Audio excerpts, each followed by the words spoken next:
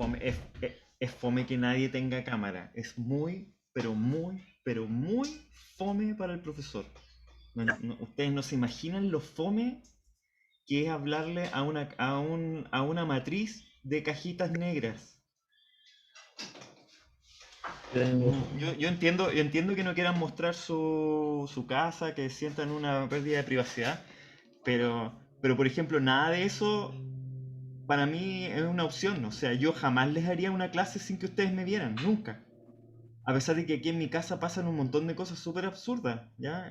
No sé si han visto cosas, pero pasan cosas absurdas, ¿ya? Eh, o sea, tengo 5 niños, hay niños con pijama que van a pasar por acá, hay niños piluchos pasando, eh, tocan el timbre, se caen, empiezan a pelear, pasan tantas cosas. Ok, hoy día vamos a cambiar de tema, ¿ya? Espero que les haya ido bien con el experimento. Em, yo encontré que estuvo súper bueno, que miré los datos, hay buenos datos, hay gente que calculó el radio de la Tierra, le dio muy, muy bien. No sé si lo hicieron a propósito para que les diera bien y eligieron el compañero correcto o eligieron el compañero nomás y después se dieron cuenta que les había dado bien. Ya, eso también es importante. Y tengo muchas ganas de meterme un poco más con los datos y hacer algunos gráficos bonitos, ya para que ustedes vean ahora como el poder de los datos que sacamos, ya a ver si efectivamente podríamos haber estimado el radio con todos los datos. Alguien lo hizo, alguien intentó hacerlo, ya varios miré y me pareció súper entretenido, ya súper entretenido en general los informes que vi, al menos los que vi. Me parecieron que todos sacaron en limpio algo del ejercicio y además que, sobre todo para los que nunca habían visto trigonometría, ni en el colegio, esto fue así como, ha sido igual un curso intensivo de trigonometría, en el sentido de que partieron viéndolo como teórico y ahora lo pudieron aplicar a una aplicación que es como bien increíble, que es medir el radio de la Tierra, o sea, una cantidad astronómica y no de manera de fuerza bruta, porque uno también podría pensar, ¿cómo medir el radio de la Tierra? ¿Será que tenemos que hacer un hoyo hasta el centro? Como que por fuerza bruta uno podría pensar en distintas maneras de hacerlo, y la verdad es que no es necesario fuerza bruta, basta con la trigonometría y con un palo y con un amigo, en este caso. Así que me pareció que se cumplió súper bien el objetivo del experimento, ¿ya? Hoy día vamos a cambiar de tema. Voy a empezar. Ah, no, ya estoy grabando. Eh, Vamos a cambiar de tema y voy a hablar un rato, pero después vamos a ver la pizarra. Lo que sucede es que vamos a empezar con dinámica, ¿ya? ¿Y qué es la dinámica? Porque es distinta a la cinemática, ¿ya? En la cinemática estamos, estamos un poco viendo. La cinemática es muy matemática, en el sentido que yo me puedo dar ciertas trayectorias que siguen los cuerpos y puedo hacer que esas trayectorias sean funciones y sean funciones matemáticas y ustedes les sacan límites a eso y calculan velocidades y aceleraciones y todo es un poco. Muchas veces se puede mantener todo en el ámbito de la matemática con la cinemática y anda todo muy bien. Ya. También hicimos intentos de que la cinemática también nos ayudara a ver cosas de alguna forma más reales, ya como el ejercicio del volantín, por ejemplo, o como el mismo experimento que ustedes hicieron. Son cuestiones en que aparece la cinemática, pero también aparece la física de manera bien seria. ¿Ya? En dinámica ahora aparece la física en toda su potencia, la matemática no deja de ser complicada, pero ¿por qué aparece la física? Porque en la dinámica ahora ya no solamente estamos interesados en el movimiento, en la forma del movimiento, sino que también estamos interesados en las causas del movimiento, ¿sí? Y cuando uno dice que está interesado en las causas del movimiento, se está refiriendo en general a la aparición de las fuerzas, ¿ya? O sea, estas fuerzas que son un concepto que acuñó Newton, ¿ya? Y que también en parte lo acuñó Galileo, porque Galileo también sabía de la inercia, ¿cierto? Galileo también había de alguna forma comenzado con las leyes de Newton, diciendo que los cuerpos permanecían en movimiento si es que no pasaba nada, ¿ya? Si es que no había una perturbación externa que los sacara de su movimiento, o permanecían en reposo si es que no había nada que los sacara del reposo. Ya Galileo había enunciado de alguna forma la primera ley de Newton, pero es básicamente Newton el que establece la dinámica, ¿ya? Los fundamentos. Y no vamos a ver más movimiento circular uniforme, ¿no, Valentina?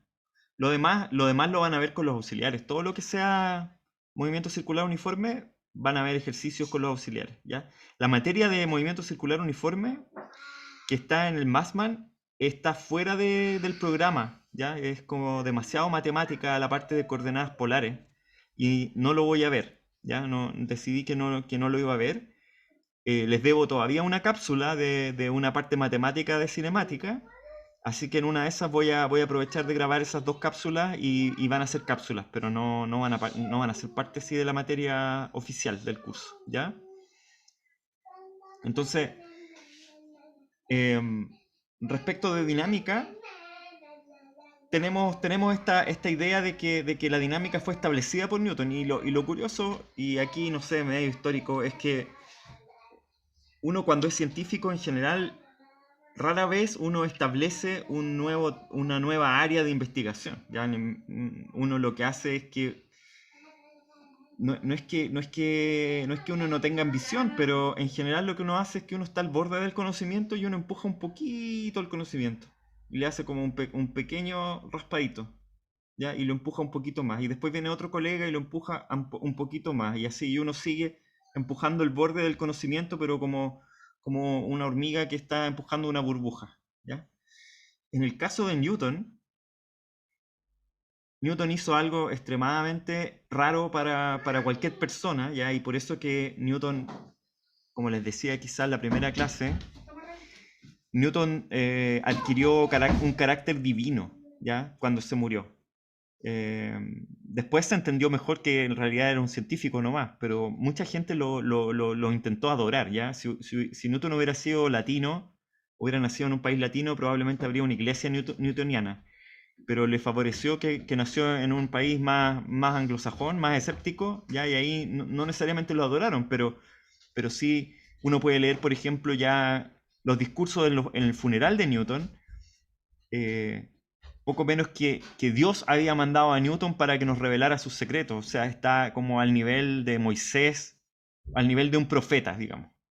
Y es que Newton establece la dinámica y no solamente la establece, sino que la empieza a ocupar para resolver problemas fundamentales de la física que llevaban literalmente miles de años sin explicación. ¿Ya?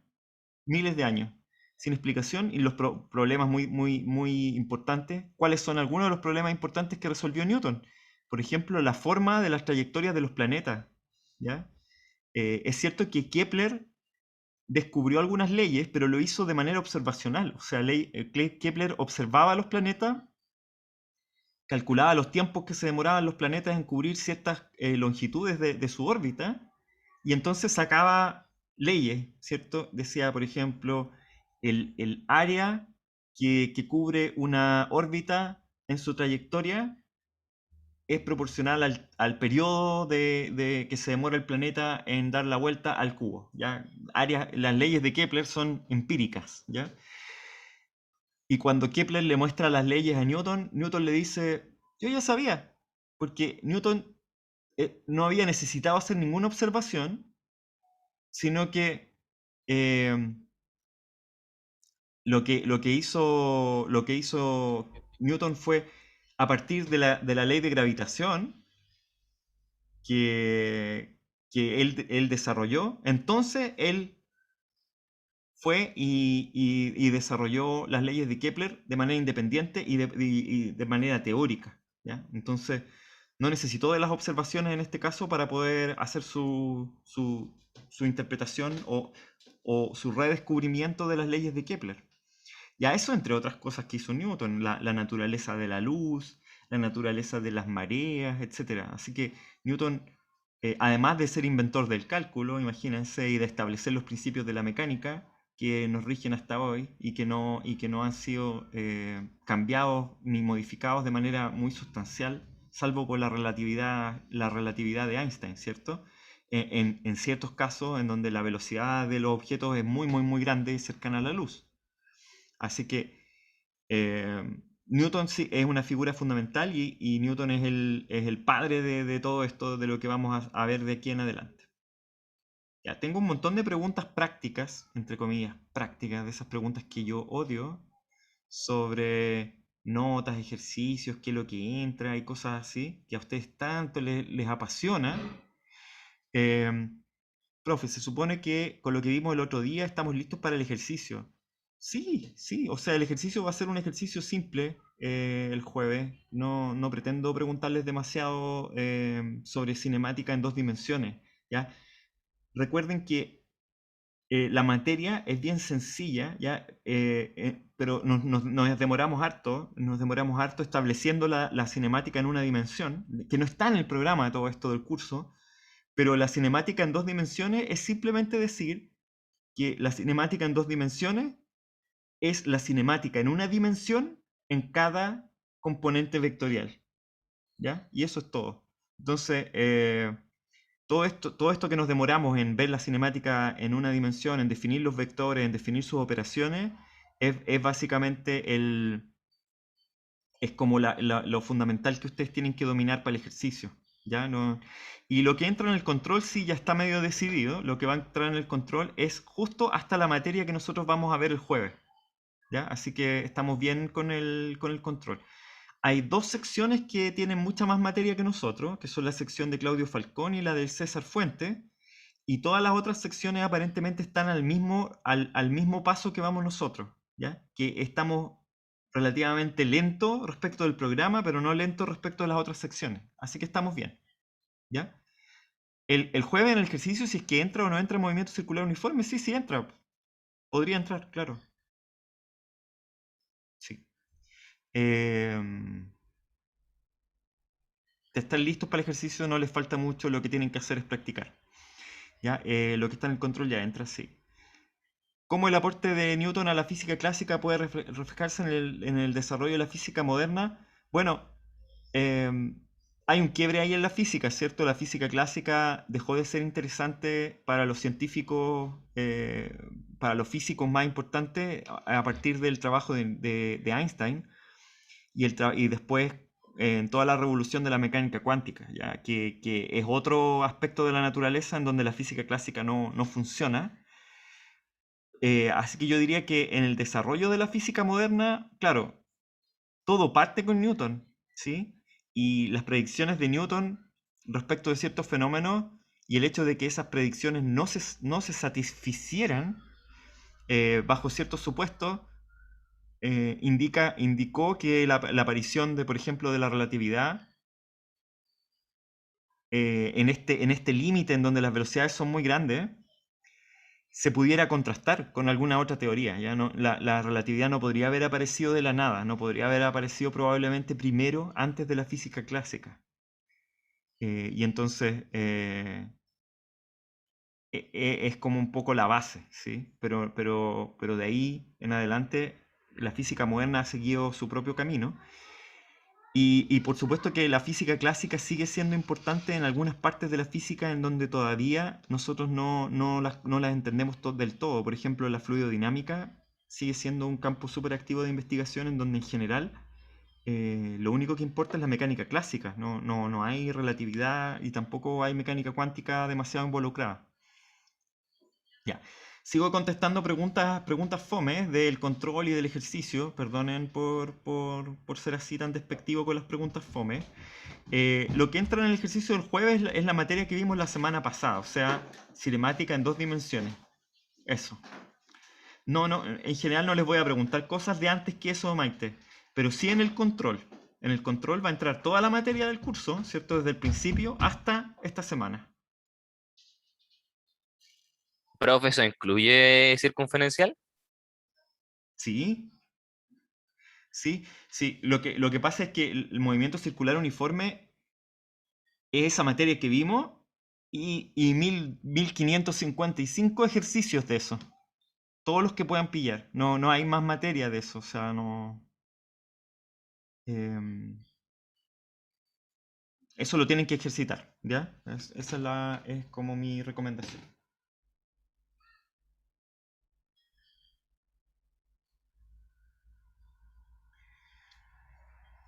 Bueno, entonces, ¿qué fue lo que hizo Profe, Newton? ¿Sí? tengo una consulta, pero es como de acerca de plan común.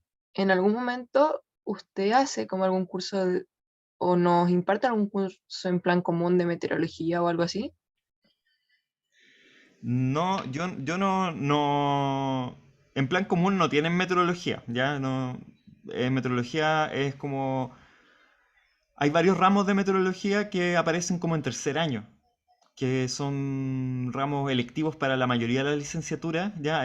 Por ejemplo, si ustedes son ingenieros, pueden sacar un minor, que se llama, que pueden sacar el minor en meteorología, o pueden sacar un minor que se llama minor en medio ambiente, que tiene varios cursos electivos, y algunos de esos son meteorología y pueden tomar, por ejemplo, introducción a la meteorología. A mí me ha tocado hacer ese ramo en tercero o cuarto de la U, ¿ya? Pero no es parte de plan común propiamente tal. Es súper recomendable ese curso. Gracias, profe. Ya, pregúntenme más cosas de cualquier cosa para que podamos empezar a ver materia.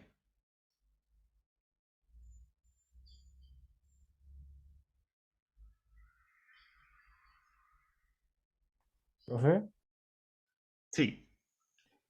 en la física clásica, ¿qué cosas como detalles se le escapaba como a la ley, a las ecuaciones que habían? Más allá de ¿Qué la cosa se le, cuántica, por ejemplo, qué cosa se le escapaba a Newton o qué cosas no están cubiertas por la mecánica clásica? no están cubiertas. Aparte de la cuántica, Bueno, lo que pasa es que, bueno, ahí viene la genialidad de Einstein, ¿ya? Porque uno podría pensar, de hecho, la relatividad general y la relatividad especial de Einstein no son parte de la mecánica cuántica, sino que son parte de la mecánica clásica, ¿ya? La relatividad de Einstein sigue siendo parte de la mecánica clásica. ¿Y qué se le escapó a Newton? Bueno, cosas que están fuera de la posibilidad de ser medidas en esa época, pero sí imaginadas, ¿ya? Ojo que Einstein no era un experimentalista, era un teórico. Así que lo que vio Einstein es que se producían una serie de paradojas cuando uno llegaba a velocidades cercanas a la velocidad de la luz, ¿ya? Y si es que uno era un observador que iba caminando al lado de un rayo de luz, cómo se veía el espacio y el tiempo. Y básicamente el insight, como se dice en inglés, o lo que le saltó a Einstein fue que la noción de espacio, la noción de espacio, el espacio es relativo y depende de la velocidad del observador, ¿ya? Y la otra gran noción de Einstein es que la gravedad uno puede verla como una fuerza, pero uno también la puede ver como una curvatura del espacio, ¿ya? En este caso del espacio-tiempo. Entonces, eh, en el entendimiento newtoniano, el espacio es fijo, ¿ya? El espacio es fijo, tridimensional, y por supuesto que no depende para nada de la velocidad con la que las cosas se mueven. ¿Por qué podría depender el espacio de la velocidad con la que me estoy moviendo? Si el espacio es fijo, ¿ya? Pero Einstein se dio cuenta que no, que el espacio no es fijo, sino que el espacio se curva cerca por ejemplo, de un objeto masivo, ¿sí? Y la trayectoria que sigue un objeto alrededor de un objeto masivo es la trayectoria en el espacio-tiempo curvado. Eso jamás se le habría ocurrido a Newton. Primero tenía que existir Newton y tuvieron que pasar 200 años para que a alguien se le ocurriera una cosa así. Y también los comentaristas de física, yo no soy físico propiamente tal, yo no he estudiado, por ejemplo, mecánica cuántica nunca, pero los comentaristas de física no están seguros que si no hubiera sido por Einstein, habría aparecido la relatividad general en la época en que apareció. Ya quizás habría aparecido mucho después. Eso es una cuestión que no es tan claro. O sea, depende un poco también de la genialidad de la persona y no tanto del momento en el que se encontraba la física durante esa época. O sea, por eso que estos dos personajes son bastante venerables, en el sentido que Newton y Einstein se salen un poco de la historia, en el sentido que no es claro que si ellos no hubieran nacido, habría sido la misma historia de la ciencia como la conocemos ahora.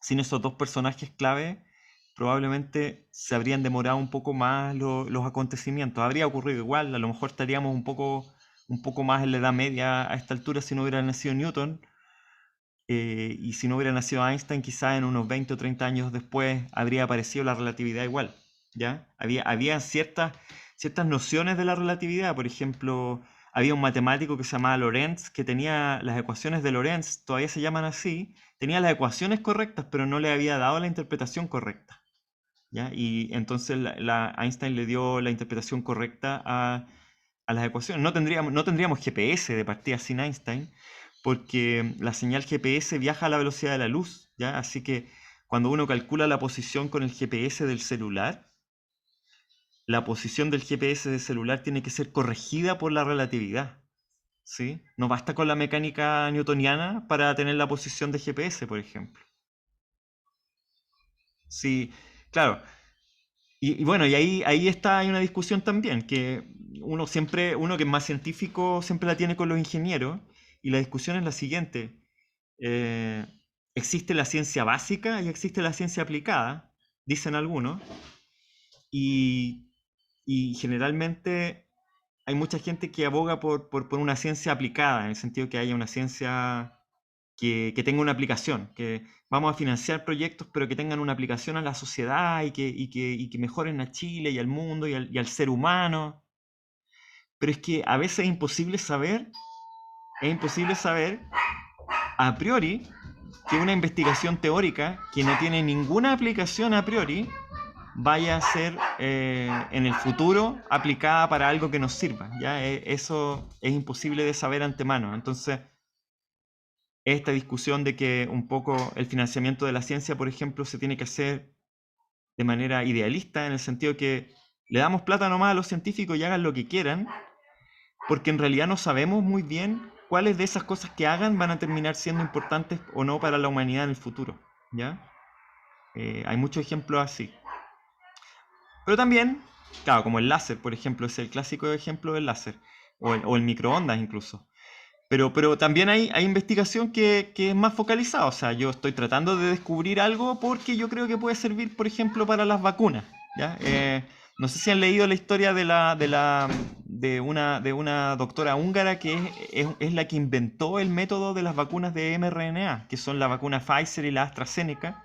Ella partió el año 2000 más o menos presentando proyectos tratando de modificar la superficie de la proteína de los virus para que esa proteína de los virus pudiera acoplarse con la célula y pudiera uno tener una vacuna que no necesitara del virus completo, sino que solamente de ese pedazo de proteína que se acopla con la célula, ¿ya? Y ella tenía una aplicación en mente súper clara, ¿ya? No era ciencia por curiosidad nomás, sino que ella tenía una aplicación, pero aún así le costó conseguir mucho financiamiento durante mucho tiempo. Y ahora lo más probable es que este año o el próximo quizás se va a ganar el premio Nobel. Así de duro. Y es una mujer científica, ¿ya? Que probablemente es la persona más importante del mundo en este momento, en ciencia.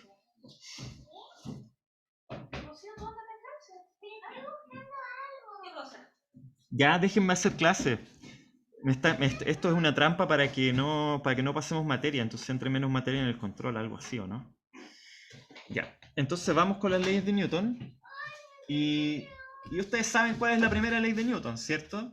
La primera ley de Newton es que la vamos a leer textual, ¿ya? Lo más textual posible, que es como la manera en cómo la escribió Newton.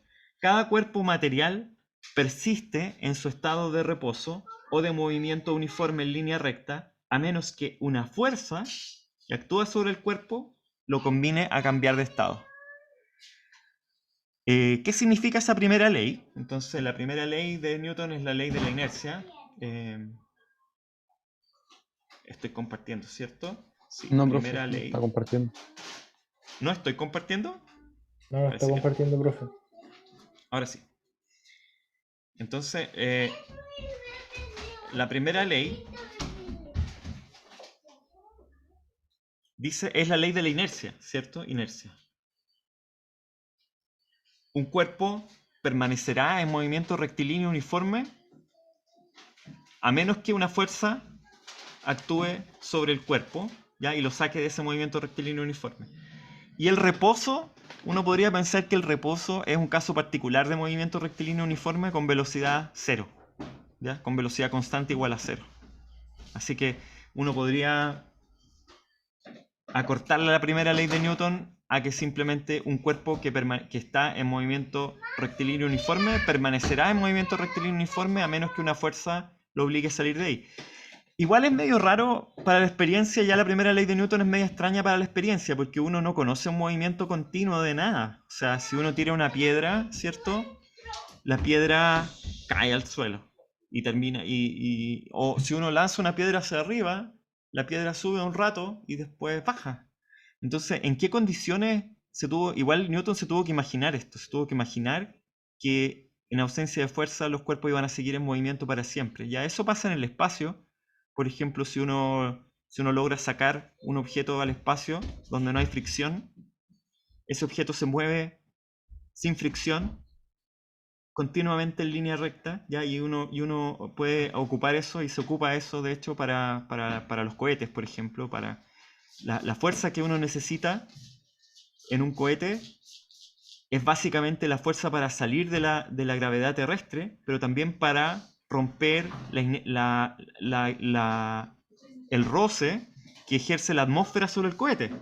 Pero una vez que el cohete, una vez que uno pasa a la atmósfera terrestre, ¿ya? Y el roce disminuye, la fuerza que uno necesita para sacar el cohete ya no es tan grande.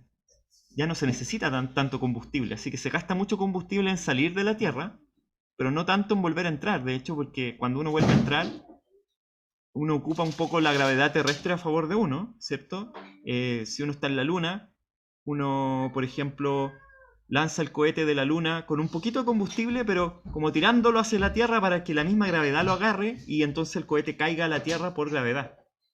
¿Ya? Pero eso no se puede hacer cuando uno sale gasta más combustible, cuando uno entra gasta menos, simplemente porque no es lo mismo salir del campo gravitatorio, vencer la resistencia de la atmósfera terrestre, que volver a entrar. ¿Ya? Así que la experiencia no nos ayuda mucho a entender esta primera ley, pero hay que imaginarse un espacio vacío o donde no haya roce, porque el roce es una fuerza, ¿ya? Y esa fuerza de roce es la que un poco no nos permite ver que la primera ley de Newton funciona. Hay un ejemplo bien curioso, ¿ya? Que es el ejemplo de una moneda rodando en el suelo. Ya en algún momento lo podríamos ver, pero cuando una moneda rueda en el suelo, en teoría el roce no actúa ejerciendo trabajo mecánico sobre la moneda, sino que más bien lo único que hace es ayudarla a que gire, ¿sí? Y en ese sentido la pérdida por fricción de ese movimiento es bien baja, ¿ya? Y eso sí va de acuerdo a la experiencia. Cuando a veces a uno se le cae una moneda, por ejemplo, en el banco, en un piso bien plano, la moneda puede llegar súper lejos, ¿sí? Y es porque no hay una fuerza realmente que esté actuando en contra del movimiento en ese caso de manera demasiado efectiva, ¿ya? Pero no es tan fácil imaginarse la primera ley, ¿ya? Así que la primera ley es ya es una gran conquista de la humanidad por sí sola, ¿ya? ¿De qué se trata la segunda ley? ¿Ya? Y la segunda ley no es tan fácil de enunciar porque requiere de la introducción de una nueva variable o un nuevo concepto físico del cual no tenemos ninguna idea todavía, ¿ya? Y es el concepto de momentum. Y entonces se define el momentum de una partícula como, esta es una definición, como la masa de una partícula multiplicada por su velocidad. Fíjense que esta operación, si es que no hubiéramos hecho toda nuestra cháchara de las operaciones vectoriales, no la podríamos definir tampoco porque es la multiplicación de un escalar, la masa, por un vector. la velocidad, y nosotros sabemos que la multiplicación de un escalar por un vector es una cantidad vectorial. Así que el momentum tiene la misma dirección que la velocidad, ¿cierto? Porque la velocidad le da su característica vectorial, pero está de alguna forma modificada por la masa. Mientras mayor sea la masa, mayor va a ser el momentum.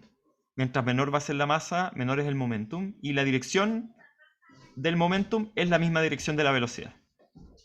¿Ya? Definido el momentum, entonces, ahora sí uno puede expresar la segunda ley. Y la segunda ley tiene una expresión que no es conocida por todos, ¿ya? Porque si uno no define el momentum, uno igual puede definir la segunda ley, pero estaría mal definida, porque la segunda ley es más general de lo que uno conoce, ¿ya? Ustedes probablemente conocen la segunda ley de Newton de la siguiente forma, ¿ya? Y lo voy a decir nomás y no la voy a escribir. La sumatoria de fuerzas sobre una partícula es igual a la masa de la partícula por su aceleración. Esa es la forma tradicional de la segunda ley de Newton. Pero esa forma tradicional es un caso particular de la segunda ley de Newton que Newton mismo estableció. ¿Ya? Lo que Newton estableció es una cosa un poco más general que F igual a m por a. ¿Y qué fue lo que estableció Newton? Lo que Newton dijo es lo siguiente. El cambio de momentum de una partícula,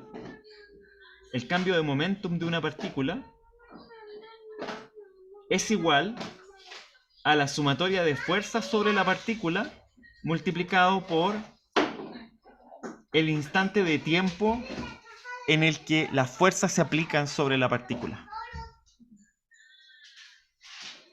Y ustedes dirán, ¿qué tiene que ver esta ley con F igual a m por a? ¿Ya? Y cuando uno lo mira así, claro, no parece demasiado parecida, pero uno puede ordenar esto, ¿cierto? El cambio de momentum va a ser momentum inicial, uno está pensando en algo así, está pensando en el momentum final de la partícula menos el momentum inicial. Ojo que esto es una resta de vectores, así que una resta vectorial. Cambios de direcciones también implican cambio de momentum, como vimos. Delta t es el intervalo de tiempo, ¿cierto? En el que se ejerce la fuerza. Intervalo de tiempo en el que se ejerce la fuerza.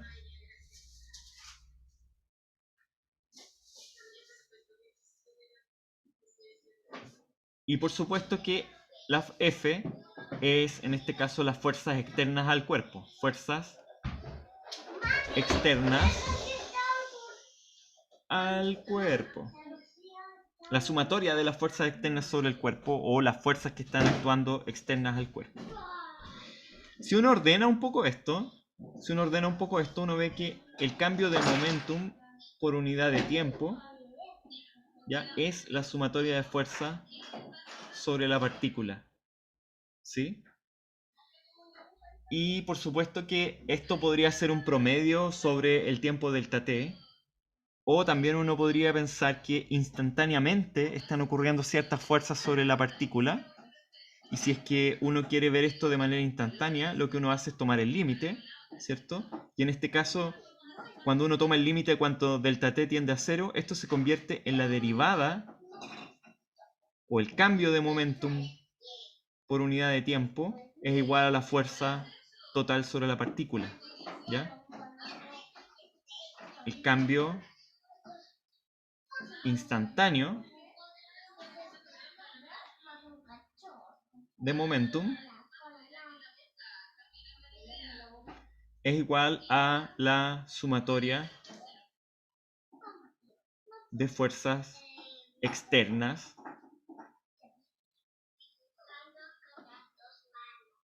a la partícula.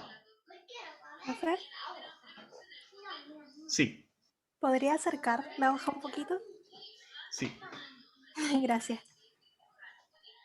¿Qué es esa Profe, notación que profe, puse ahí?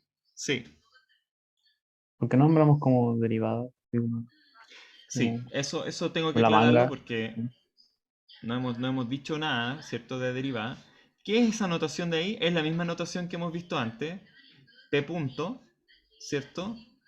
O lo mismo escribirlo así, dp a dt, también se puede escribir así. es el límite cuando delta t tiende a 0 de p en t más delta t menos p en t partido por delta t. ¿Ya? Y ustedes estarán de acuerdo que eso de ahí es lo mismo que estaba escribiendo yo arriba, ¿cierto? Delta p a delta t. ¿Ya?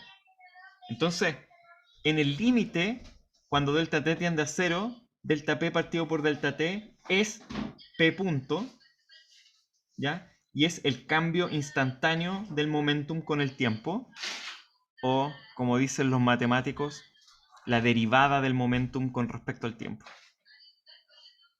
¿Ya? Así se le llama en cálculo a esta cosa. Ahora ustedes entenderán por qué Newton inventó el cálculo. Lo inventó porque le pareció necesario hacer esto para poder entender las leyes físicas que él quería descubrir, ¿sí?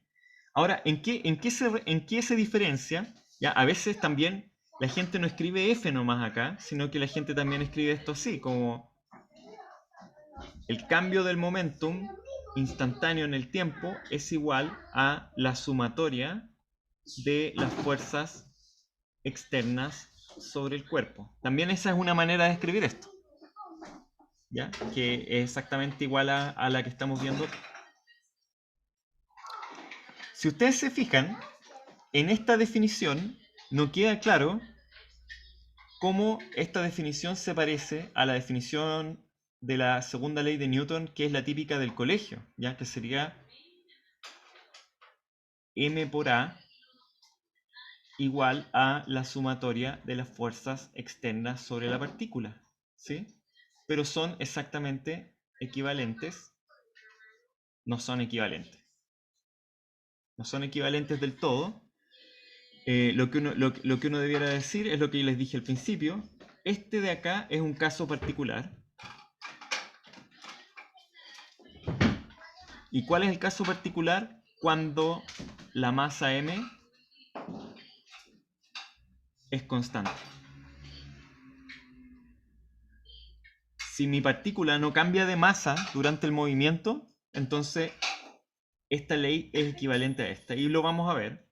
Lo podemos ver así. De acuerdo a la definición de momentum, ¿cierto? El momentum es m por v, ¿sí? Así que en realidad la sumatoria de fuerzas externas instantáneamente es el límite de m por la velocidad, ¿sí? Pero si ustedes se fijan, esto de acá es lo mismo que m por el límite cuando delta t tiende a 0 de b de t más delta t menos b de t dividido por delta t cuando m no cambia con el tiempo.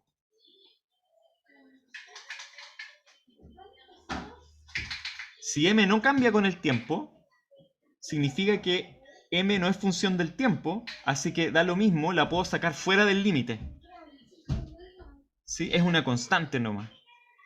Y esto de acá, el límite de b de t más delta t menos b de t partido por delta t es la aceleración.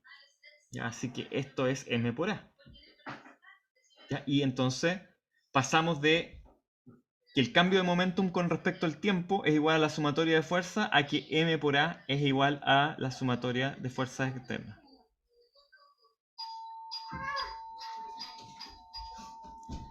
¿Bajo qué condiciones creen ustedes que no se cumple que F sea igual a, que la sumatoria de fuerzas sea igual a m por a entonces? Cuando la masa no es constante, ¿Perdón? o sea, que la sumatoria de fuerza no es igual a masa por agua cuando la masa no es constante en el tiempo. Exacto, exacto. Cuando la masa no es constante en el tiempo, ¿me escuchan o no? Sí, ya que yo Sí, no escucho profe. mi retorno por Sí, algún profe, motivo, no escucha. escucho Ya, dejé de escuchar mi retorno, qué raro. Pero ¿cuál podría ser un caso así? ¿Se les ocurre alguno?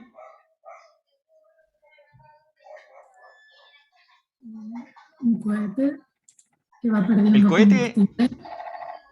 Exacto, el cohete es el caso típico, porque cuando uno tiene un cohete, el cohete está quemando combustible para producir la fuerza o la potencia para poder levantar el cohete. Entonces, la fuerza del cohete a lo mejor es independiente del tiempo, la masa del cohete no. La masa del cohete depende del tiempo, porque al uno estar quemando el combustible, la fuerza que uno necesita para levantar el cohete también se va a levantar la masa de combustible. Así que todo el tiempo estamos consumiendo combustible mientras estamos moviendo el cohete. Por lo tanto, si tratáramos de ocupar F igual a m por A, no sabríamos cómo hacerlo porque tendríamos que hacerlo instantáneamente y ir cambiando la masa todo el tiempo. ¿Ya? Lo que en realidad hacemos cuando hay un cohete es aplicar esta manera más general. El 95 o 99% de los problemas de física va a bastar con nuestro conocidísima segunda ley de Newton como la sumatoria de F igual a m por A. ¿Ya? Van a haber un par de problemas en donde quizás tengan que recurrir al cambio de momentum, ¿ya? Y nunca van a necesitar derivar en este curso tampoco. Así que eso de las cosas prácticas que a ustedes tanto les interesan de repente. Pero claro, no corresponde que nosotros les pasemos la ley de Newton, la segunda ley de Newton como F igual a m por A y no les digamos que en realidad la ley este es un caso particular, ¿ya? Así que esa es la razón de por qué uno lo quiere hacer así. Disculpe, ¿Ok? profe. Sí. Entonces, ¿eso no funcionaría con cualquier vehículo solo por el hecho de que, por ejemplo, los autos queman gasolina más lento? Claro, tampoco funciona con los autos. Los autos también van cambiando su masa a medida que se mueven. Exacto. Entonces, como Sí, con el ningún cohete. vehículo a gasolina funcionaría. No, con ninguno. Con ninguno. De hecho, esa es una consideración, por ejemplo, en los aviones. ¿Ya? Cuando los aviones despegan, lo hacen, ojalá, con el justo combustible para llegar al otro lado. ¿Ya? Y con un factor de seguridad, por si se tienen que dar alguna vuelta. Pero en general el avión no vuela con el tanque de combustible lleno, porque eso significa gastar más combustible en mover el combustible. ¿Ya? Prefieren gastar el combustible en llegar y después aprovisionarse nuevamente en el siguiente aeropuerto. ¿Ya? Eso también es una consideración ahí. Profe, Sí. la fórmula de la definición del momento es PM por V. Pero ¿de dónde sale la del delta P igual F por delta P? Ah, no. Delta P igual a F por delta T. ¿Dónde lo puse? Delta P igual a F por delta T. Esta es la segunda ley de Newton. ¿Y de dónde sale la de arriba entonces? ¿Eso? La definición la inventó Newton. Ah, ya. Esa es la definición de momento y la de abajo es la ley de Newton. Claro, Newton definió esta cantidad, ¿ya? Bueno, el momentum también se le llama momentum lineal. Riley, silencio, porfa. Al momentum también se le llama momentum lineal, ¿ya? Porque después vamos a ver otro momentum. Vamos a ver el momentum angular. ¿Ya? Algunos lo han visto, saben a lo que me refiero. Pero sí, esto es una definición. Entonces, cuando yo les hable de momentum en el futuro, ustedes van a tener que volver acá, ¿ya? Y de hecho, sin derivar, hay un montón de problemas que tienen que ver con colisiones y choques, ¿ya? En que uno puede ocupar la conservación de momentum para entender cómo funciona eso. Me da la impresión de que choques no está en el programa del curso, lamentablemente, ¿ya? Pero quizás lo podemos ver un poquito en algún momento. Bueno, esa es la segunda ley de Newton. Ahora, hay una tercera ley de Newton, ¿sí?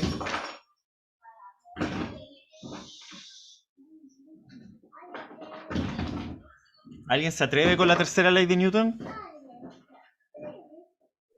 Acción y reacción. Acción y reacción. Y en resumen, ¿Y qué dice Carla? que Que cuando se le aplica, por ejemplo, una fuerza a un cuerpo, el cuerpo reacciona con una fuerza igual en dirección contraria. Exacto. Entonces, es tal como lo dijo Carla, podemos leer la definición que puso Maxman, que probablemente se parece mucho a la original de Newton. Si un cuerpo A ejerce una fuerza sobre otro B, entonces el cuerpo B ejercerá sobre A una fuerza de igual magnitud y en la misma dirección, pero en sentido opuesto.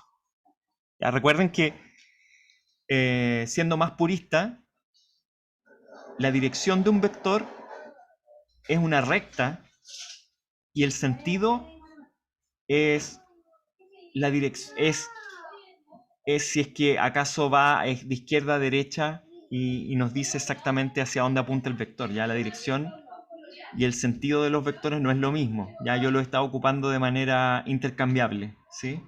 Porque en general uno dice el vector apunta en la dirección, en meteorología al menos se dice así, el vector apunta en la dirección norte, pero en realidad la dirección debiera ser norte-sur y el sentido es norte, ¿sí?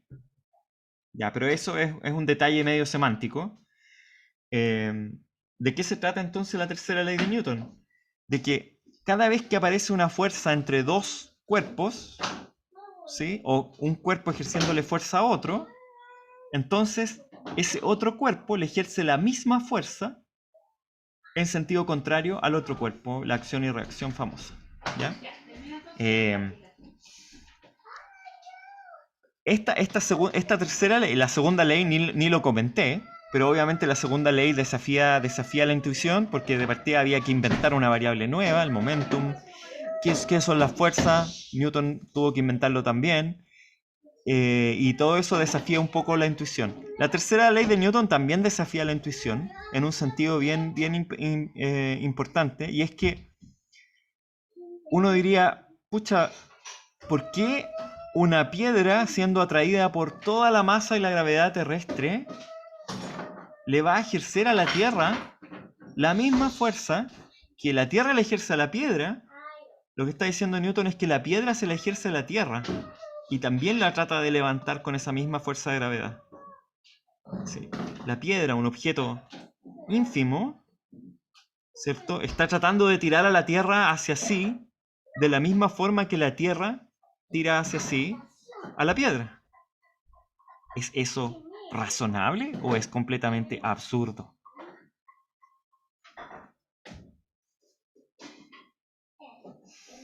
Sabemos por experiencia ya de 200 o 300 años aplicando las leyes de Newton que eso es lo perfectamente razonable. O sea, así como la Tierra está tirando con la gravedad a la piedra también está empujando a la Tierra con la misma fuerza de gravedad, ¿ya? Si uno va a la definición de la fuerza de gravedad, ¿cierto? La definición de la fuerza gravitacional es menos G m por m partido por r cuadrado, según r unitario, ¿ya? Donde, supongamos que esa es la Tierra y esta es la piedra, ¿cierto? Uno dice, ok,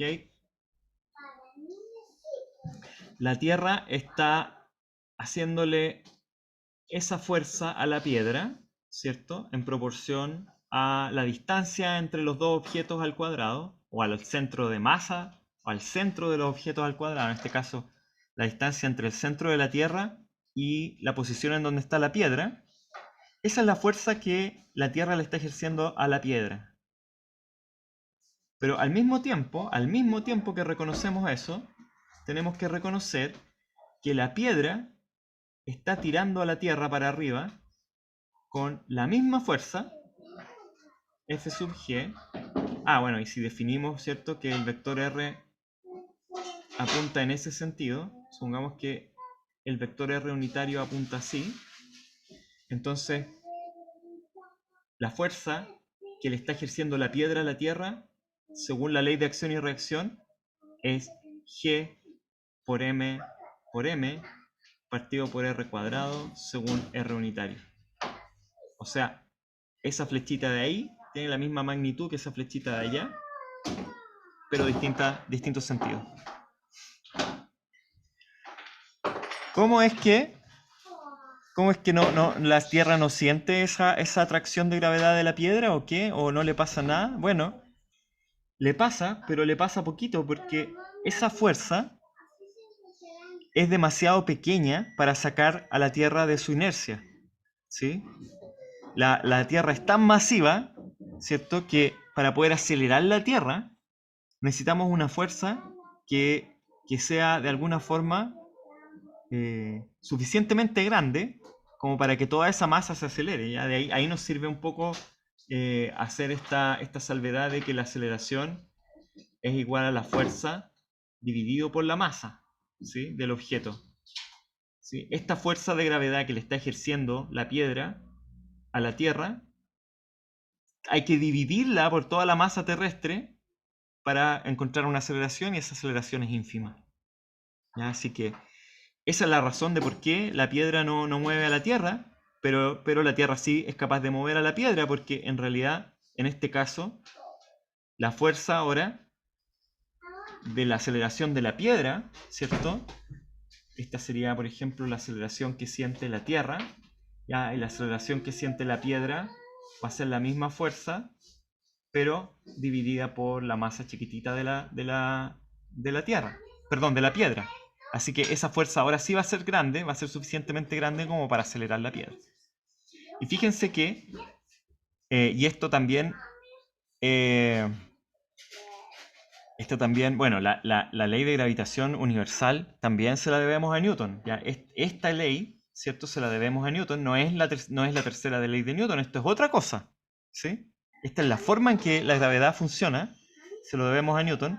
Pero fíjense que aquí aparece algo bastante interesante, y es que independiente de la fuerza, independiente de la masa del objeto que estemos considerando, ¿sí? La aceleración del objeto va a ser siempre menos g por m partido por r cuadrado según r, ¿ya?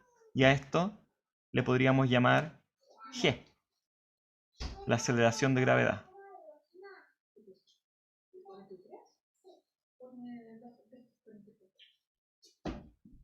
¿Ya? Donde para r cuadrado, si es que estamos cerca de la superficie terrestre, para r cuadrado podemos ocupar el radio de la Tierra que calculamos recién en el experimento del fin de semana. ¿Sí? Me haces enojar, Bendito.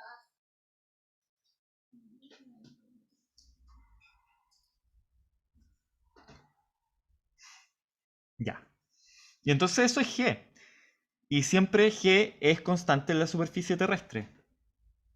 ¿Qué pasa si estamos a 10 kilómetros arriba de la superficie terrestre? ¿G va a seguir siendo igual?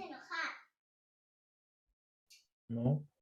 ¿Dónde No. están tus más hermanos? No, porque uno va alejándose del centro de la Tierra, ¿cierto? Y a medida que uno se va alejando, la aceleración de gravedad va siendo cada vez más pequeña. Así que ese G se mide en la superficie terrestre, ¿ya? Y en general uno no se complica mucho con los problemas y siempre piensa que estamos cerca de la superficie terrestre y por lo tanto podemos ocupar ese 9,8, ¿cierto? Metros por segundo al cuadrado. Entonces te llamaría tu hermano mayor, Raimi, el 24. Raimi, estoy en clase. Ya. Y entonces, bueno, podemos hacer ahora un montón de cosas con las tres leyes de Newton, ¿cierto?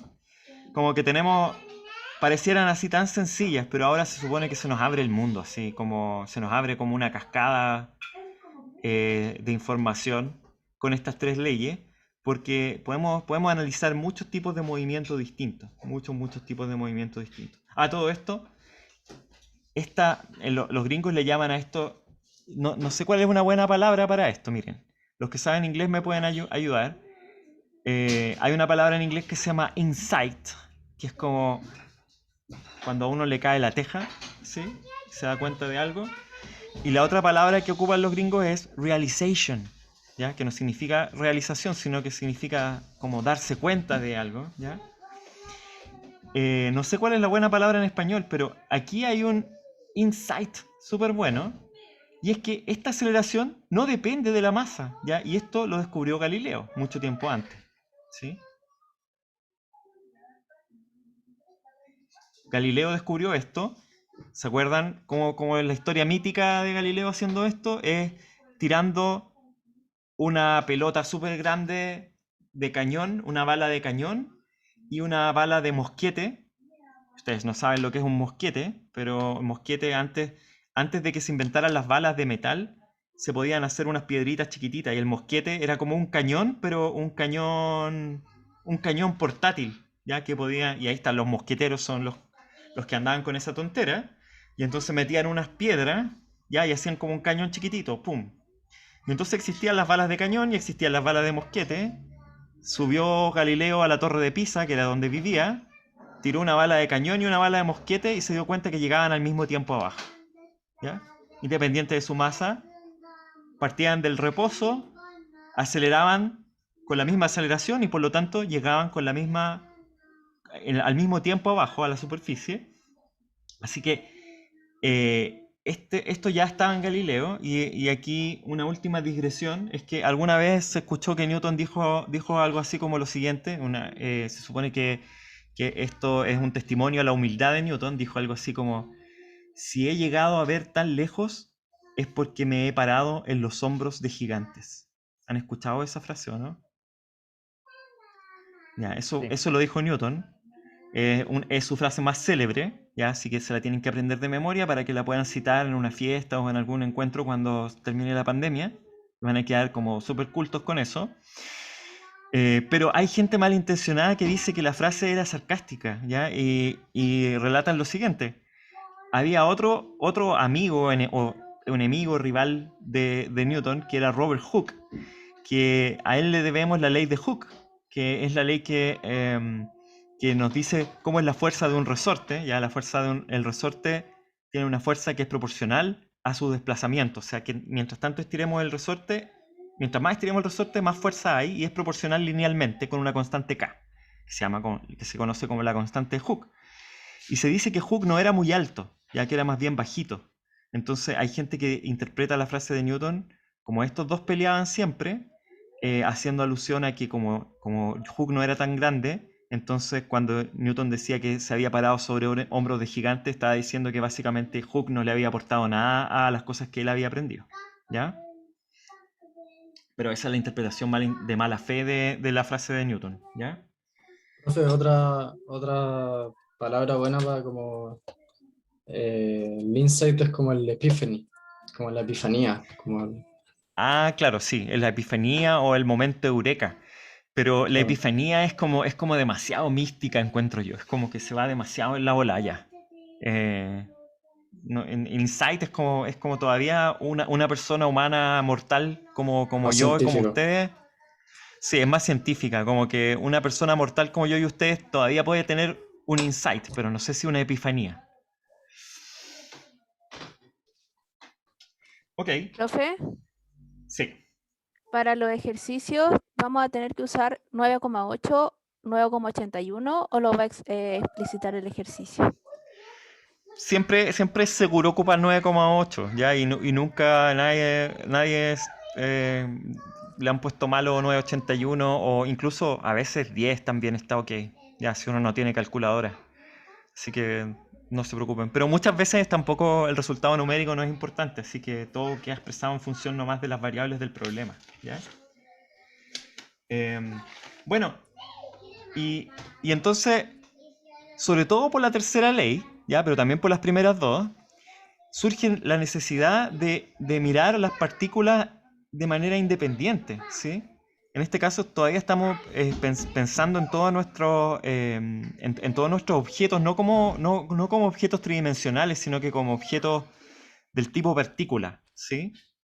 No pueden rotar, básicamente, todavía, ¿sí? Y entonces cuando uno piensa en los objetos como tipo partícula, lo que uno tiene que hacer es aislarlos del resto de los objetos que podrían estar generándole fuerzas, ¿sí? En particular, uno dice, por ejemplo, ya, supongamos que yo tengo una mesa acá y tengo un libro sobre la mesa. El libro está en reposo, ¿cierto? ¿Cómo es que ese libro satisface las leyes de Newton? ¿Será que no hay ninguna fuerza actuando sobre el libro o qué? ¿Cuál es nosotros sabemos que sí hay fuerza actuando sobre el libro porque la gravedad no deja de actuar por el hecho de que ponemos el libro sobre la mesa. O sea, nosotros no podemos apagar la gravedad sigue estando ahí, ¿cierto? Entonces, ¿qué pasa con ese libro? ¿Por qué está flotando ahí como que no sintiera la gravedad? Bueno, porque el libro tiene una masa, ¿cierto? Tiene una masa m y tiene una cierta gravedad, y la fuerza de gravedad, ya sabemos, va a ser proporcional a la masa del objeto. No la aceleración, pero la fuerza sí, ¿sí? La aceleración de gravedad es constante y vale g, pero la fuerza de gravedad va a valer mg y va a apuntar hacia abajo. Entonces ya al tiro uno dice, ok, definamos al tiro, y esto siempre por seguridad, definamos al tiro nuestro eje coordenado, vamos a definir j unitario apuntando hacia arriba. ¿Cuánto vale la fuerza de gravedad sobre el libro? La fuerza de gravedad sobre el libro es un vector y es igual a menos mg según j unitario. ¿Por qué menos? Porque está apuntando en la dirección contraria a j unitario. ¿Esa es la única fuerza que está actuando sobre el libro? ¿Podría estar en reposo el libro si esa fuera la única fuerza actuando sobre él? No. No podría estar en reposo porque estaríamos violando la primera ley de Newton, ¿sí?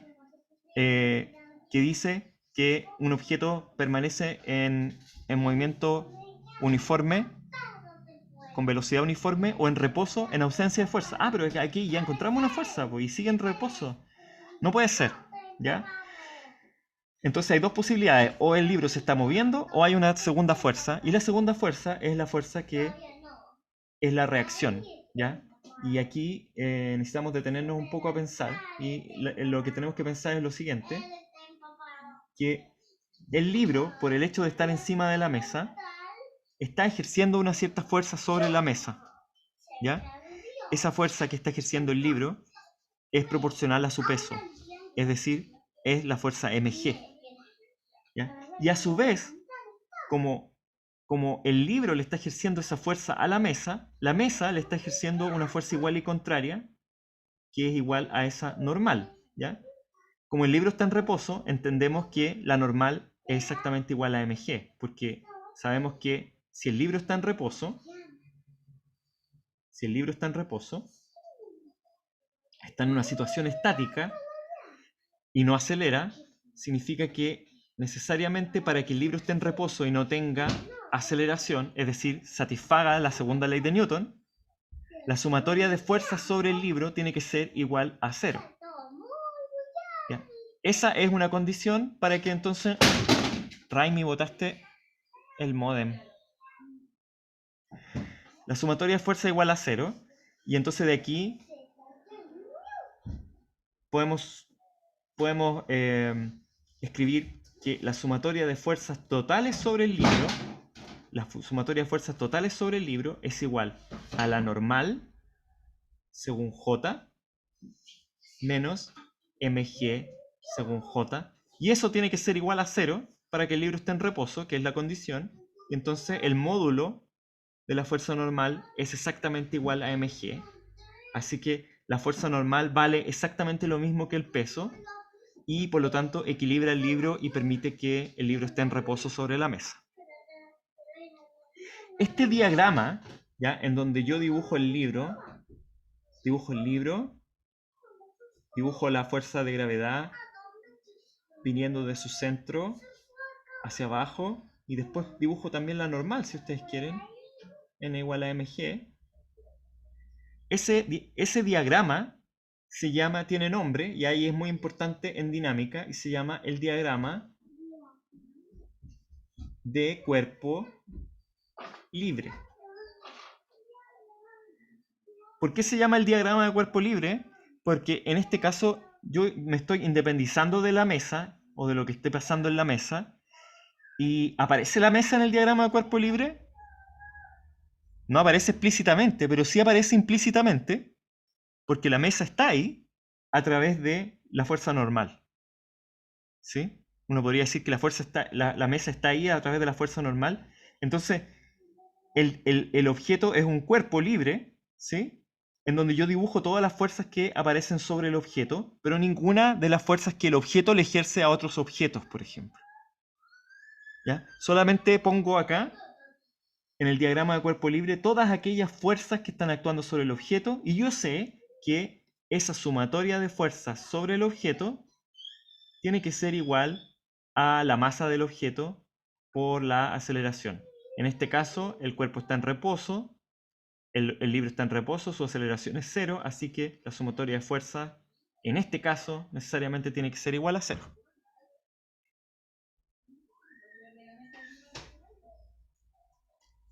Profe, ¿y qué es lo que pasa cuando entonces, estamos en el sí. agua? ¿Por qué flotamos? Cuando estamos en el agua, ¿por qué Empuje. flotamos?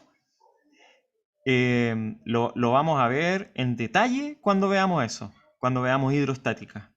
¿Ya? Pero básicamente, adentro del agua hay una fuerza que se llama el empuje, ¿ya? Que es una fuerza que aparece, y justo la descubrió Arquímedes, ¿ya? Cuando dijo Eureka, y esa fuerza es proporcional al peso del volumen de agua desplazado. ¿Ya? Es una cosa bien extraña, pero la vamos a entender completamente cuando veamos esa materia. Así que promesa que lo veremos. Así que el libro es fácil. ¿Ya? Miremos otro ejemplo, así tipo Massman. Supongamos que tenemos en el techo, por ejemplo, y tenemos colgando de una cuerda una masa.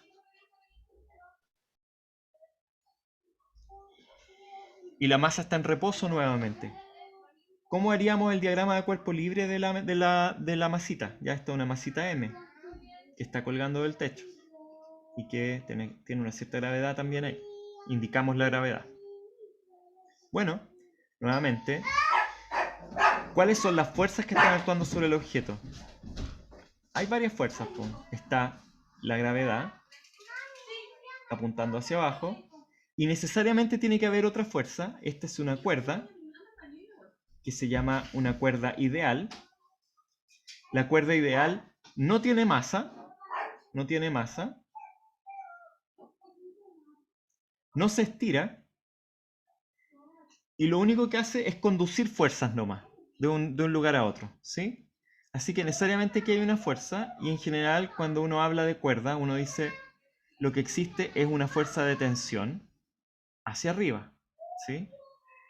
Esa tensión hacia arriba, que es la que está sustentando la cuerda, permite que entonces la sumatoria de fuerzas sobre el bloque sea igual a menos mg, pongamos de nuevo nuestro vector unitario j apuntando hacia arriba, menos mg según j, más t según j, y como el cuerpo está en reposo, entonces la tensión nuevamente es igual a m por g.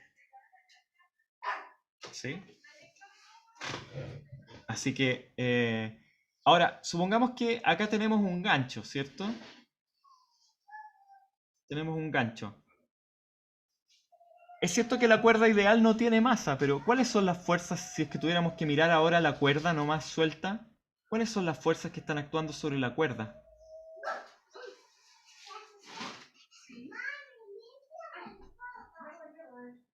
La cuerda. El peso de la cuerda, el peso de la masa. Claro. Fíjense que la cuerda está tirando a la masa hacia arriba. Así que la masa necesariamente está tirando la cuerda hacia abajo. ¿Sí? Pero la cuerda, a su vez, está en reposo. Así que necesariamente el techo o el ganchito tiene que estar tirando la cuerda hacia arriba. ¿Sí? ¿Cuánto vale la fuerza con la que la cuerda está tirando el ganchito hacia arriba? Lo mismo que la fuerza con la que está tirando la masa a la cuerda hacia abajo. Y entonces esta vale mg, esta también vale mg. Primer diagrama cuerpo libre, el bloque. Segundo diagrama, la cuerda. Tercer diagrama, el gancho. ¿Qué pasa con el gancho ahora? Si dibujamos el gancho, la cuerda, ¿cierto?, está siendo tirada por el gancho hacia arriba. Significa que el gancho está siendo tirado por la cuerda hacia abajo, con MG. Pero el techo necesariamente tiene que tirar el gancho hacia arriba con MG para que el gancho esté en reposo. Podríamos hacer un cuarto diagrama Del techo, del techo, ¿no? ¿cierto? ¿Cómo? No, nada, nada. No, del techo, Carla, también, ¿cierto? El gancho está siendo tirado por el techo con una fuerza MG. Significa que el gancho está tirando al techo para abajo con una fuerza MG. ¿Qué pasa si el techo no estuviera empotrado, por ejemplo? O estuviera suelto. Sale todo el techo para abajo también, ¿cierto? O sea, el hecho de que el techo no se caiga es que estamos suponiendo que hay una estructura que lo afirma, ¿cierto? Y de alguna forma esa fuerza del techo se va a equilibrar con fuerzas que estén ejerciendo sobre el suelo acá el resto del techo. No sé. Ya, pues, esto puede seguir infinitamente, ¿cierto? Ya empezamos el quinto diagrama y podríamos seguir para siempre, ¿ya? Pero en general uno está interesado en el movimiento del bloque y entonces uno calcula ciertas cosas, diagrama de cuerpo libre sobre el bloque. Todos estos ejemplos que he dado son súper simples, ¿ya? Y podríamos empezar a complejizarlos un poco, ¿ya? Para que valgan la pena, porque por ahora suena todo demasiado fácil, ¿sí? Y entonces la primera complicación clásica es lo que se conoce como la máquina de Atwood.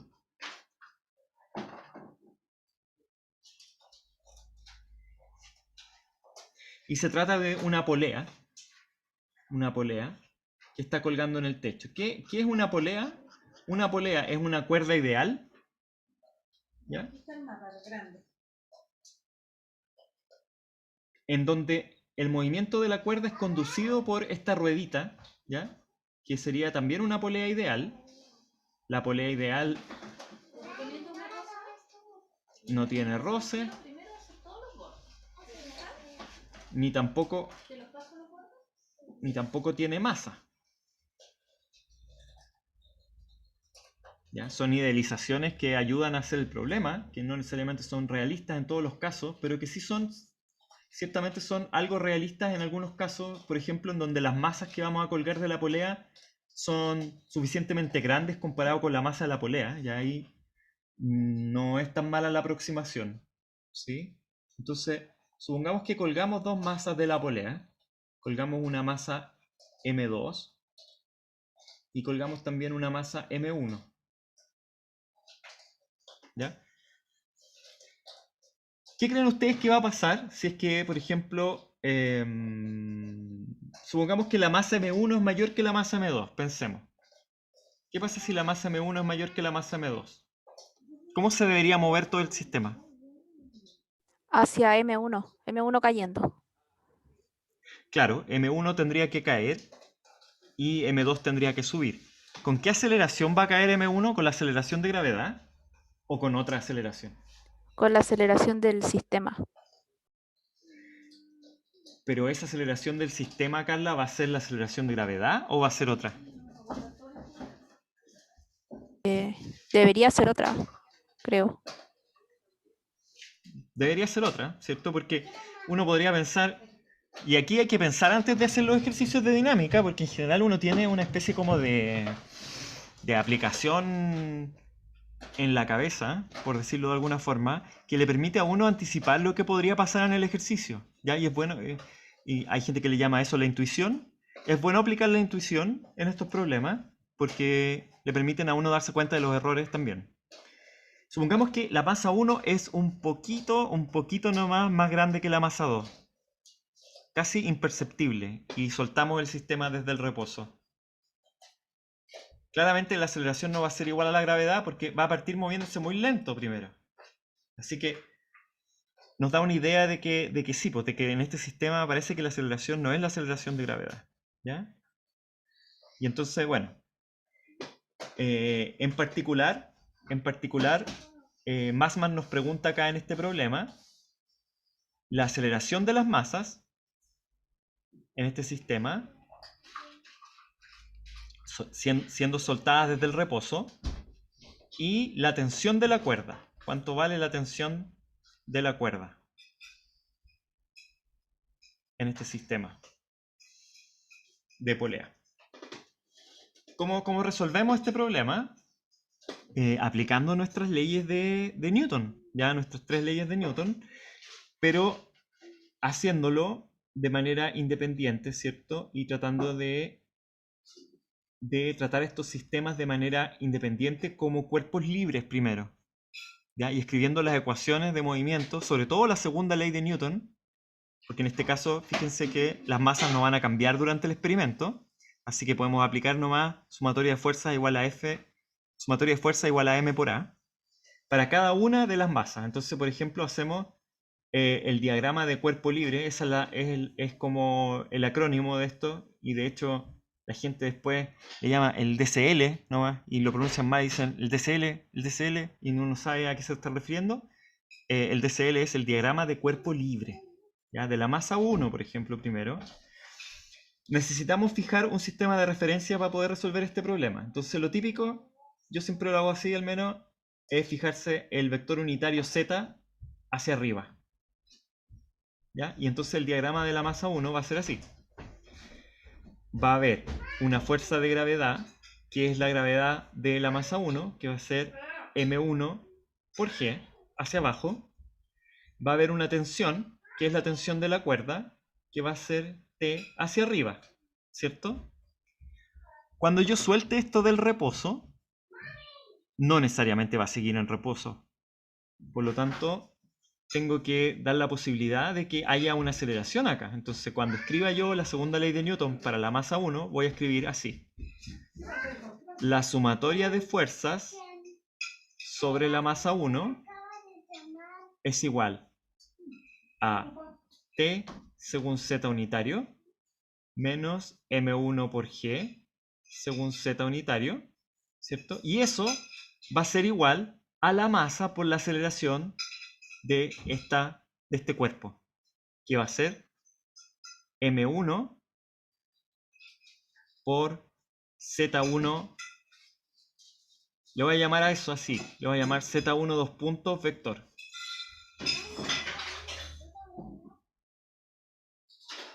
No le voy a llamar así porque es muy enredado. Un poco pedagógico y poco didáctico. Le voy a llamar M1 por A1. ¿Qué es la aceleración de la masa 1? ¿Ya? Ok, tengo esa ecuación. Aquí, ojo con eso, que esto me quedó medio raro. Pero eso de ahí es la masa 1. ¿Sí? M1. Puedo escribir lo mismo ahora. Puedo escribir la misma ecuación para la masa 2. ¿ya? Y hacer de nuevo un diagrama de cuerpo libre para la masa 2. El diagrama de cuerpo libre para la masa 2 es realmente igual, ¿cierto? Está la tensión de nuevo hacia arriba. Está la masa 2. Y la aceleración va a ser la aceleración de la masa 2. Entonces, la sumatoria de fuerzas sobre la partícula 2 va a ser igual a la tensión según Z unitario menos M2 por G según Z unitario, y eso va a ser igual a la masa 2 por la aceleración 2.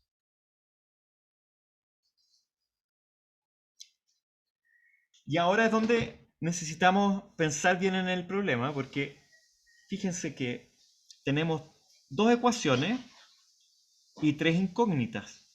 Tenemos las 2 ecuaciones de movimiento de cada una de las partículas, y las incógnitas son la tensión, la aceleración 1 y la aceleración 2.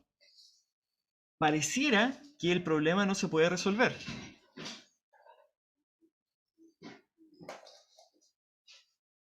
Pero aquí hay una cuestión cinemática que es interesante considerar, y es la siguiente. Cuando yo suelte el sistema,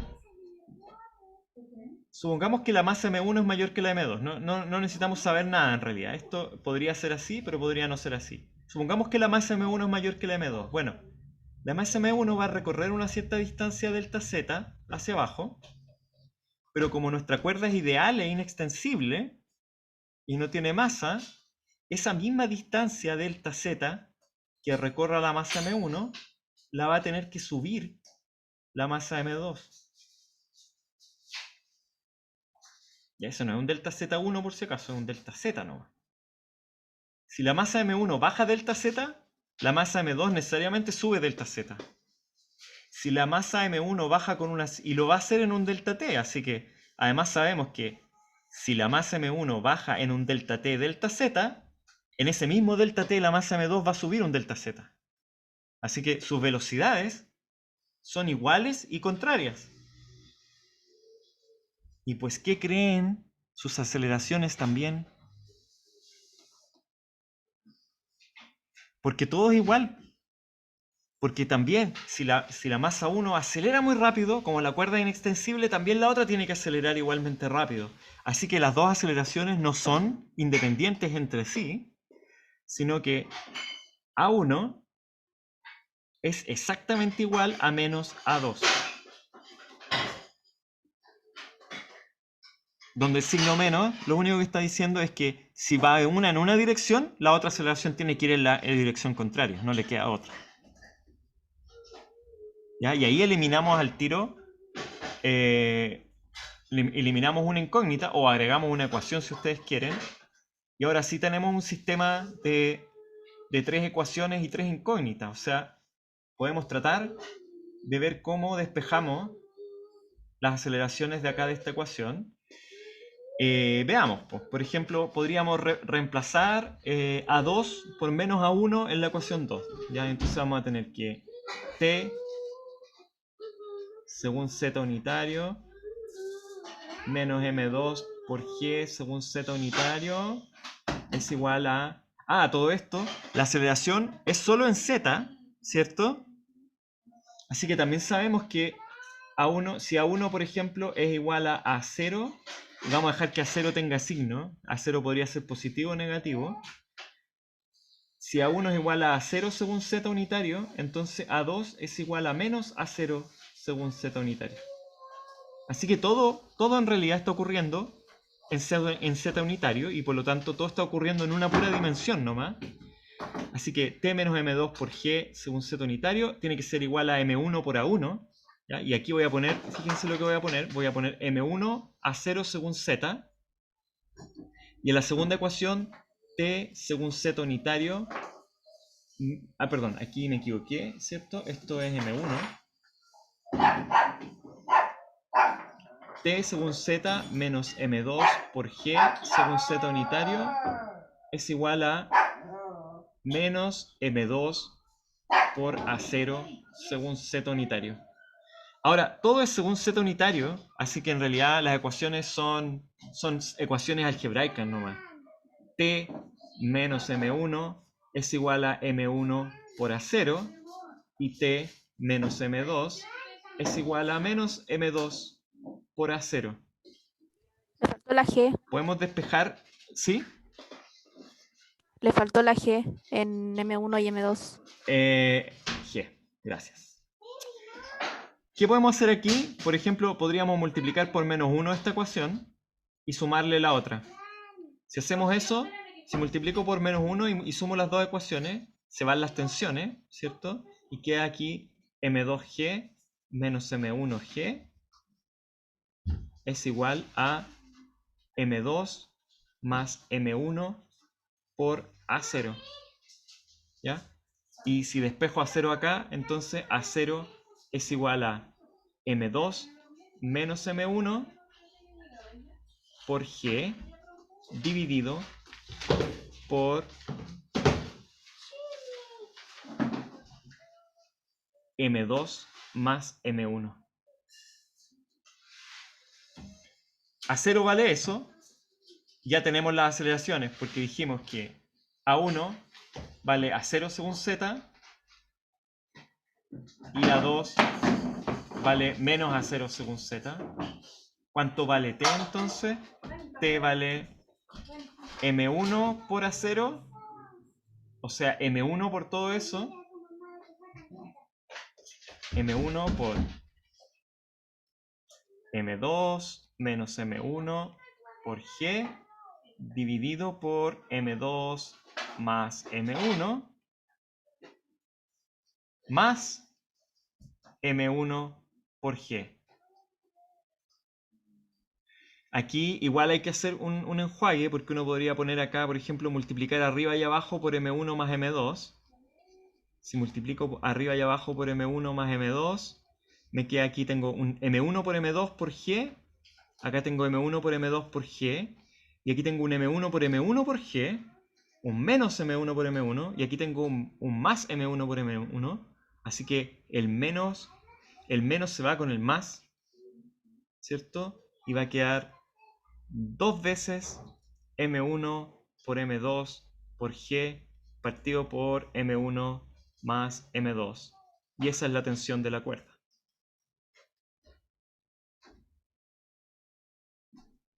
Ahora, estudiemos la solución, los 3 minutos que nos quedan. Fíjense que lo que nos está diciendo acá la ecuación de la aceleración es que si es que la masa m2 es mayor que la masa m1, entonces el sistema va a tener una aceleración en el sentido positivo de z. ¿Sí?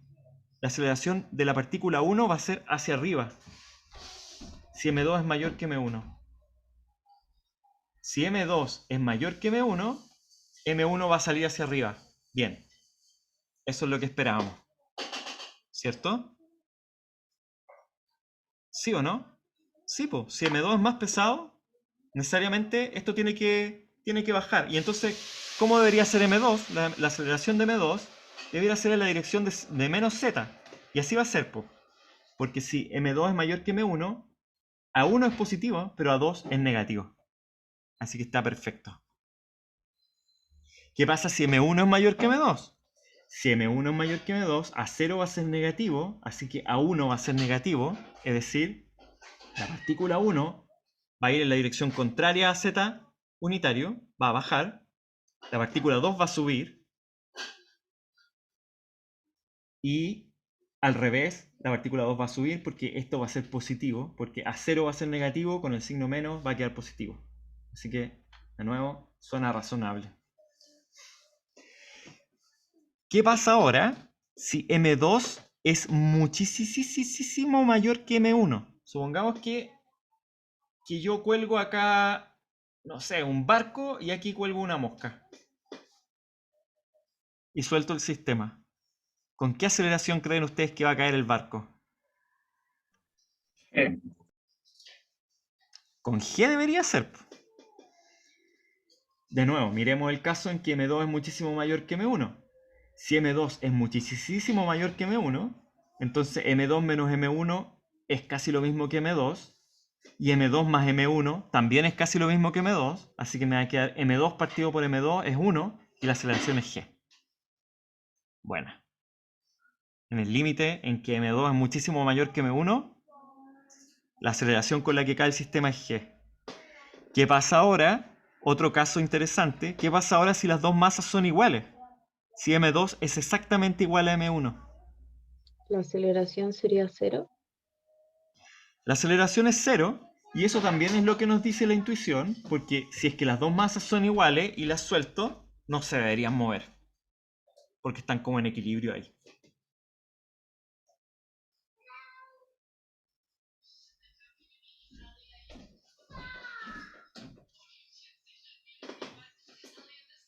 Bueno, chiques, eso era lo que había por hoy. Vamos a quedar hasta acá y seguimos el jueves con dinámica. Recuerden el ejercicio del jueves, ya la materia de la semana pasada. Cinemática en 2 dimensiones, lanzamiento de proyectiles, movimiento circular uniforme, todas esas cosas podrían entrar.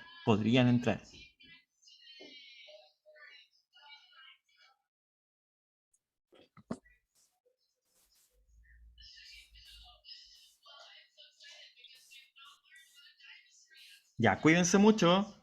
Gracias por la clase, profe. Que la haya bien. Profe, creo Chao, que- profe, Chao, muchas profe. gracias. Muchas gracias. Profe, cuídense. Nos vemos el jueves. Profe, buen día. Chao, chao. Profe, ¿Sí? oiga, sabe que le tengo una consulta. A ver, Como Daniela. no es de la clase,